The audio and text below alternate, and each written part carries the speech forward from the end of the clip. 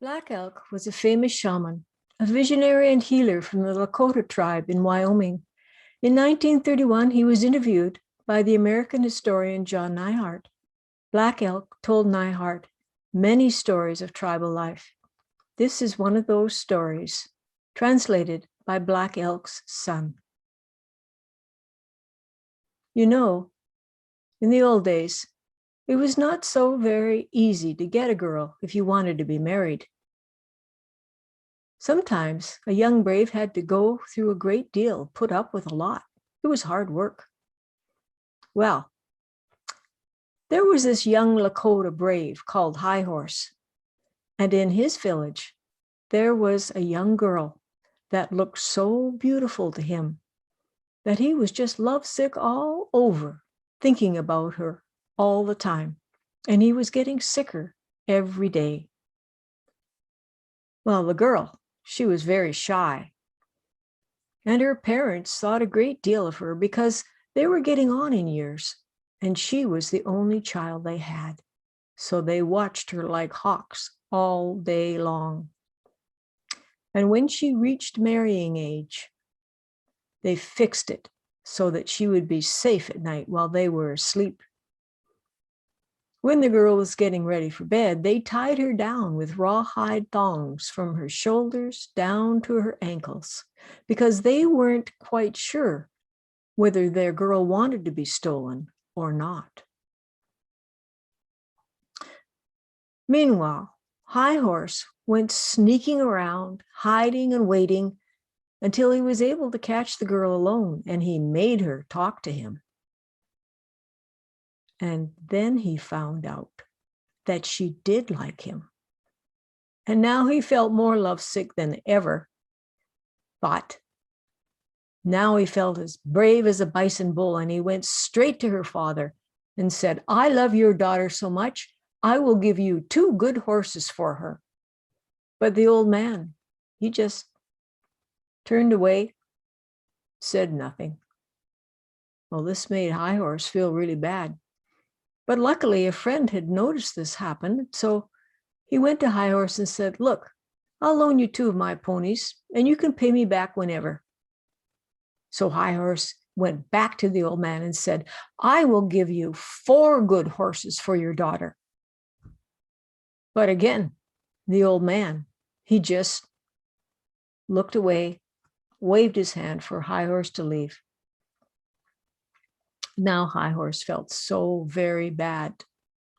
He couldn't eat much, wasn't sleeping well. But he went sneaking around again until he could catch the girl alone. And he said, "Run away with me. I think I will just fall over and die if you don't." But she wouldn't. She wanted to be bought like a fine woman. Now he felt worse than ever. Still couldn't eat a bite. Went around with his head hanging down. Now his good friend, Red Deer, saw this. So he went up to High Horse and said, "What's the matter with you? Are you sick in the belly? You look like you're about to die." So High Horse confessed to his friend how he felt about this girl. He said, "I don't think I can live much longer if I can't marry that girl pretty quick."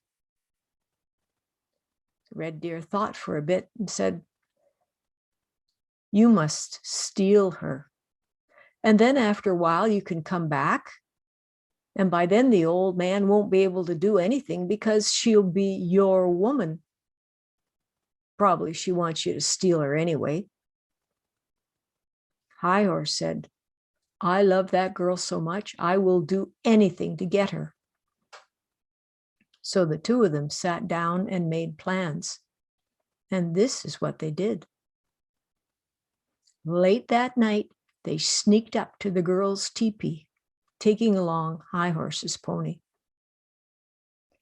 High Horse went under the flap of the teepee with a knife in his mouth because he had heard about the thongs, while Red Deer stayed outside and pulled up all the stakes around that side of the teepee. The plan was that High Horse would gag and tie the girl, drag her out under the teepee flap, and then Red Deer would help him lift the girl up over the front of his horse, and he would ride away and be happy the rest of his life.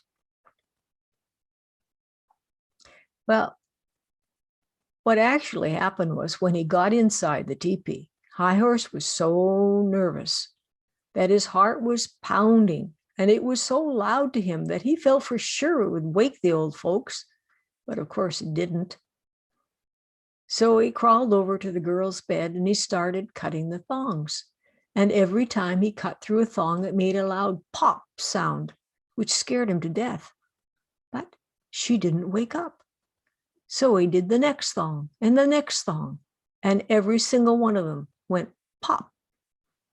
But he was getting along okay, and he got down as far as her thighs. But then he got so nervous, his knife slipped and he stuck her right in the leg. She screamed. Then her mother screamed and the father yelled. But by this time, both High Horse and Red Deer were running like antelope through the night with the horse. Men came out of their teepees and tried to chase them, but it was a dark, moonless night, and they got away. And nobody knew who it was. Well, if you have ever wanted a beautiful girl but couldn't get her, you must know how very bad High Horse felt now. It was very bad the way he felt. Still couldn't eat or sleep. But his friend Red Deer came to him the next day and said, "Take courage, friend. I have another plan." And he led High Horse down to the river and into the dense brush where nobody could see them.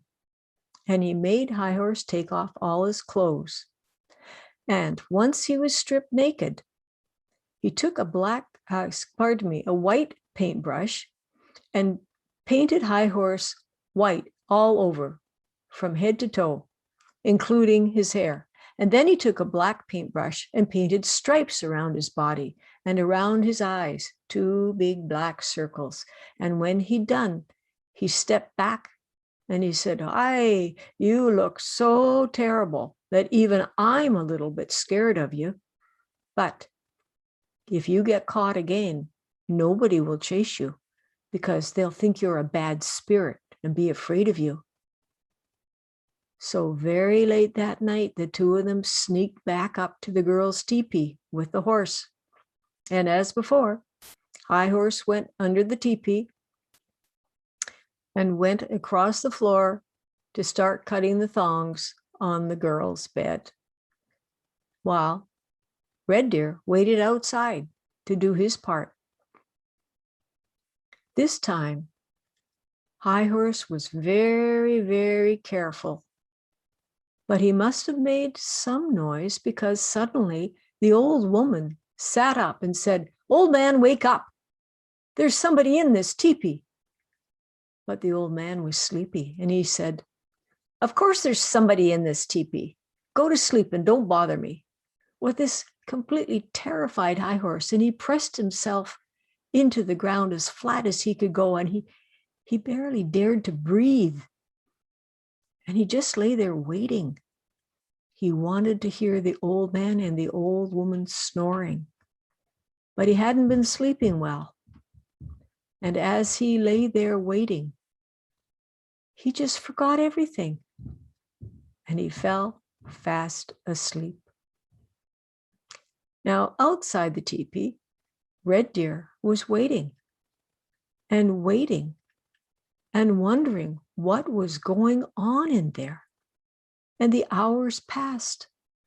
He really wanted to call out to High Horse, but he didn't dare. And eventually, the lights started to come up in the sky. And Red Deer didn't want to get caught, so he took the horse and he left. Inside the teepee, the light came up, the girl woke, and the first thing she saw was this terrible black and white striped animal lying beside her on the ground, and she screamed. Then her mother screamed and her father yelled. This woke up High Horse. He jumped up terrified, and he almost knocked the teepee down trying to get out of there. And he ran like an antelope, and men came out of their teepees from all over the village. They were carrying knives and guns and bows and arrows and axes, and they tried to chase him. But when he came their way, they fled because he looked so terrible. Now, there were two young braves that wanted to shoot him, but luckily for High Horse, the older men stopped them, saying, "Don't. That might be a bad spirit, a sacred being, and if you shoot it, it will bring bad trouble for the whole tribe." So they let him run. High Horse made for the river into the dense brush, and he found a hollow tree and he dove into it. After a while, two braves came walking near there, but they didn't see him. And one of them said, "Must have been a bad spirit come out of the water." And the other one said, "Maybe, but looks like he's gone back in now." Later that morning, the Lakota chief gave the people the order to break camp and leave, while High Horse was still hiding in his tree. So everybody packed up, including Red Deer, and they headed out. But Red Deer was careful to stay at the very end of the line. And when nobody was looking, he sneaked back and went in the direction where he'd seen his friend disappear early that morning. When he found High Horse, they went down to the river and washed off all the paint. Then they sat on the bank to talk. High Horse said, "I will never in my whole life ever go back to that village. And I don't care what happens to me now. I'm going on the warpath alone." But Red Deer said, "No, friend, you are not going on the warpath alone, because I'm coming with you." So the two of them packed up all their gear, got the horses ready, and after it was dark, they started out.